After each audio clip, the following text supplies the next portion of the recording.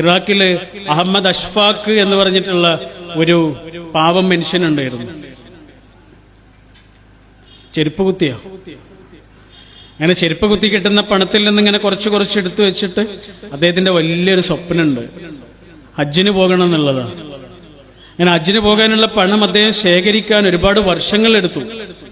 ചെരുപ്പ് കുത്തി കിട്ടുന്ന പൈസയിൽ നിന്ന് ഇങ്ങനെ എടുത്തു വെച്ചതാണ്. അങ്ങനെ പണമായി. ഹജ്ജിന് പോകാനുള്ള ഒരുക്കങ്ങളൊക്കെ ഇങ്ങനെ നടന്നുകൊണ്ടിരിക്കുക. അദ്ദേഹം എല്ലാവരോടും യാത്രയൊക്കെ പറഞ്ഞു. പോകാനുള്ള യാത്ര ചോദിക്കലൊക്കെ നടന്നുകൊണ്ടിരിക്കുന്ന സമയമാണ്. ആ സമയത്ത് അദ്ദേഹത്തിന്റെ ഒരു കൊച്ചു മോൻ ഇങ്ങനെ കരഞ്ഞുകൊണ്ടൊരു ദിവസം ഓടി വരുന്നുണ്ട്. വാപ്പയോട് ഓടി വന്നിട്ട് പറയുന്നുണ്ട്, വാപ്പ, അപ്പുറത്തുള്ള വീട്ടിലെ അവര് ആടിന്റെ ഇറച്ചി കഴിക്കുന്നുണ്ട്, എനിക്കൊരു ചെറിയ കഷ്ണം ചോദിച്ചിട്ട് അവര് തന്നില്ല വാപ്പ. ഇത് പറഞ്ഞിട്ടാണ് കുട്ടി കരയണത്.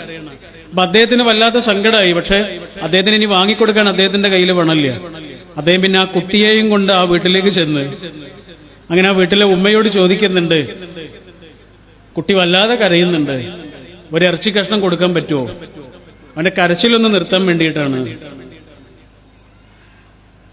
അപ്പൊ ആ ഉമ്മാന്റെ കണ്ണിങ്ങനെ നിറഞ്ഞു. ഉമ്മ പറഞ്ഞു, കുട്ടി കരഞ്ഞുകൊണ്ട് ഓടി വരുന്നത് ഞങ്ങൾ കണ്ടിരുന്നു. കുട്ടി ചോദിച്ചിട്ട് ഞങ്ങൾ ആ ഇറച്ചി കഷ്ണം കൊടുക്കാത്തത് എന്തുകൊണ്ടാണെന്നറിയോ? ഈ ഇറച്ചി നിങ്ങളുടെ കുട്ടിക്ക് കഴിക്കാൻ പറ്റൂല, അതുകൊണ്ടാ. പക്ഷെ ഞങ്ങൾക്ക് കഴിക്കാം. ഇത് അറുത്ത ഒരാടിന്റെ ഇറച്ചിയല്ല, മരിച്ചുപോയ ഒരാടിന്റെ ഇറച്ചിയാണ്. ഞങ്ങൾക്കിത് കഴിക്കാമെന്ന് പറയാനുള്ള കാരണം എന്താണെന്നറിയോ? എത്രയോ ദിവസങ്ങളായിട്ട് പട്ടിണിയാണ്. അപ്പൊ അവിടെ പാടത്ത് മരിച്ചു കിടക്കുന്ന ഒരാടിനെ എടുത്തുകൊണ്ട് വന്നിട്ട് പാചകം ചെയ്തതാണ്. പക്ഷെ നിങ്ങളുടെ കുട്ടിക്ക് ഇത് കഴിക്കാൻ പറ്റൂല, അതുകൊണ്ടാണ് കൊടുക്കാതിരുന്നത്. ഇയാളിങ്ങനെ വിങ്ങി പൊട്ടിക്കൊണ്ടാണ് വീട്ടിലേക്ക് ഓടിയത്.